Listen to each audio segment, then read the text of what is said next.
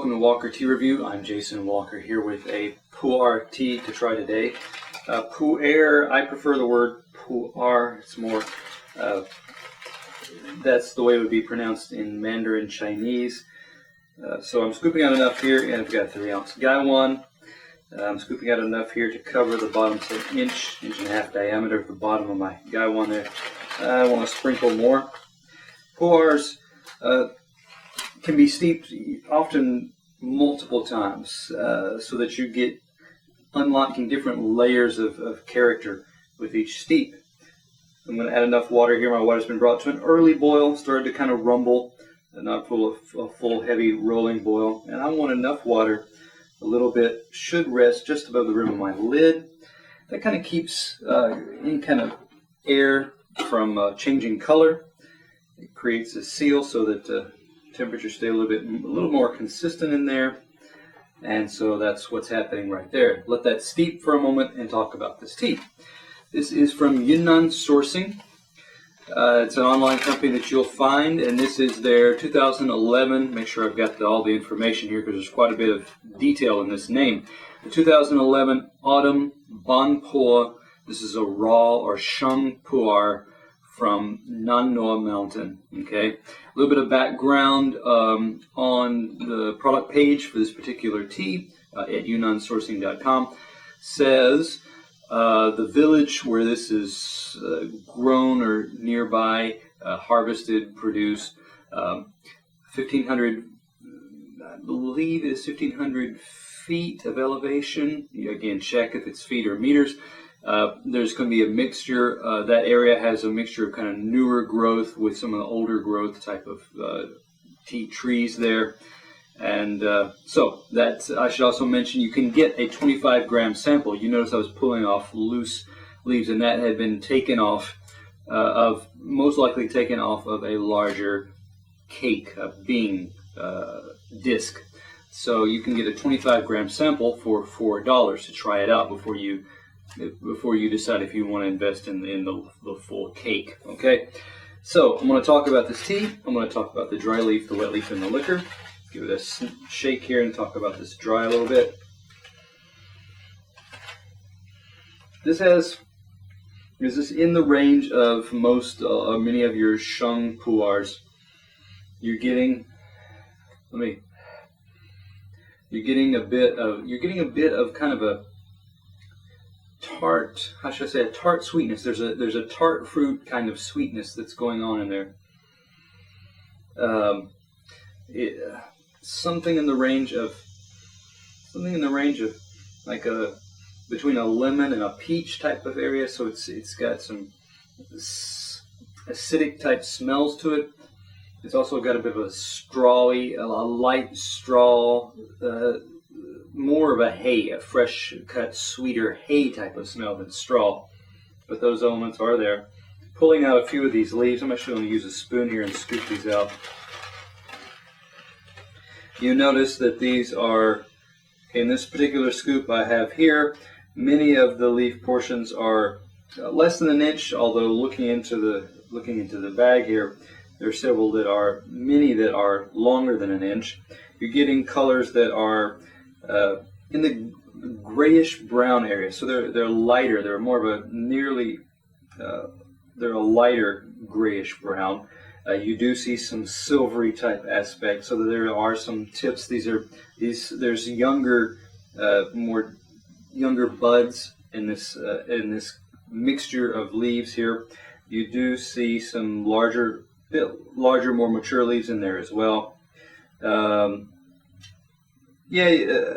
A fairly good range. I notice these are fairly tightly compact. They're twisted along the leaf, which is not always the case. Sometimes with the pu'er, the leaves may just get pressed so much that they're just kind of flat. I've seen that in some cases.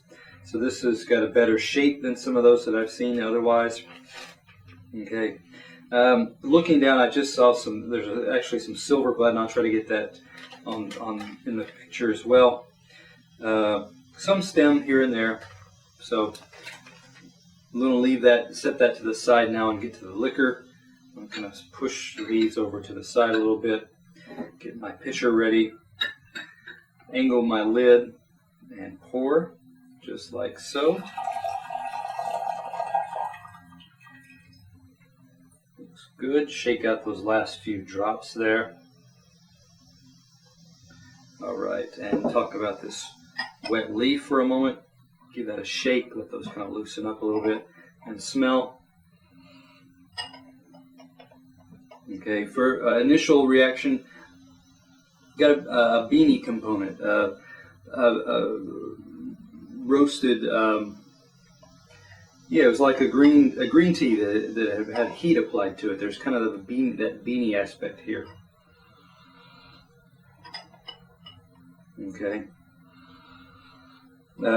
As this cools, though, as an initial aroma falls off, you do get a bit of this, like I said, that as you say, acidic, sweet fruit going on. There's some of that kind of aroma there, a bit of that hay, dried hay type of smell coming off as well. So those are probably the dominant components. Now I'm pulling out leaves here because, as you can see, as these have loosened up, you can see more about these particular leaves. For example, here, this leaf, many of the leaves here as well have become more of a greenish color. This one, as an example, is a larger leaf. You can actually see blotches of rust type color where oxidation took place.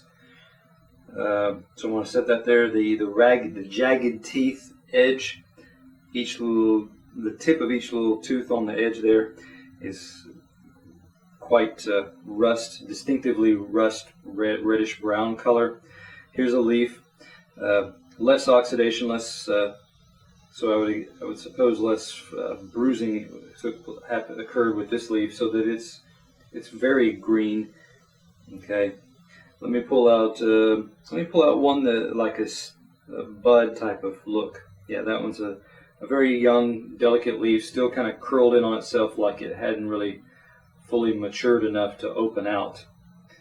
Okay, so I'm going to kind of try to press that flat into the lid there. That looks pretty good, and set that to the side. Well, I'm going to grab. You get some little stem pieces, so I'm going to show that little stem. Get a stem here and there.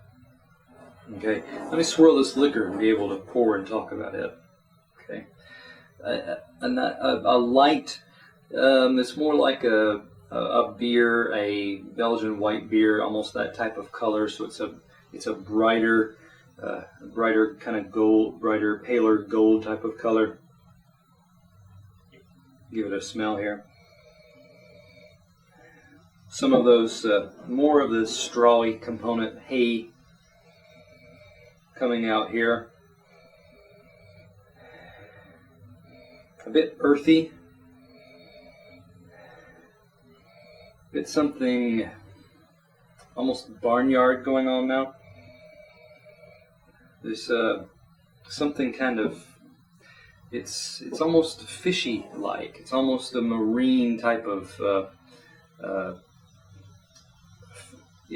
fish. It's going to your fish market, leaning over, smelling the fish. There's a bit of that kind of smell going on.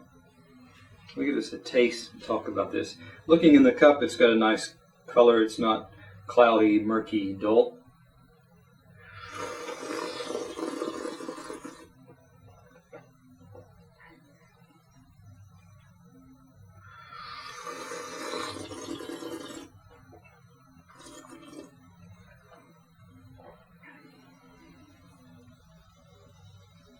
Sips here. These sips fairly low astringency. The astringency doesn't really become or as recognizable until you swallow, in which case you get this kind of powdery, light, dry, astringent feel in the back, underneath the sides of the tongue. Along with it, though, it does have some gentle sweetness to it. The front, you get a bit of the strawy, sweet, hay sweetness, a bit of kind of a clover type of sweetness there. So this is more of a I don't know, somewhere in the flower pasture type of sweetness.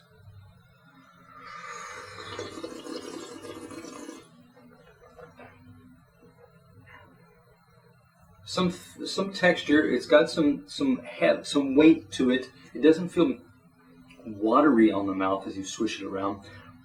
It actually has a very light kind of a light brothiness. Well, medium light brothiness there. So it's got some heft to it in that sense. It's got the aftertaste. First hit of sip was more stringent. As my mouth is kind of adjusted, the astringency is just kind of smoothed out. It's beginning to kind of give a gentle, smooth coating over the tongue that's not excessively drying. Again, this is the closest I can describe would be licking or if you had a silk sock slipped over your tongue. There's something about that. There's something kind of a nice, smooth, silken type of texture there.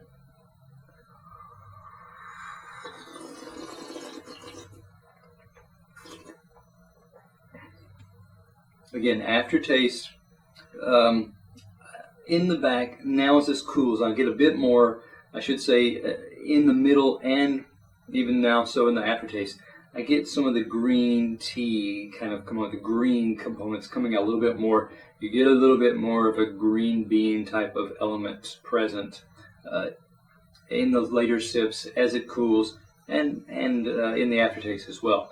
Off-camera tastings, you want to kind of look at like I said, look at the layers of the pu'er. Off-camera tastings, I detected an initial bit more astringency, although that drops off as we've seen here as well.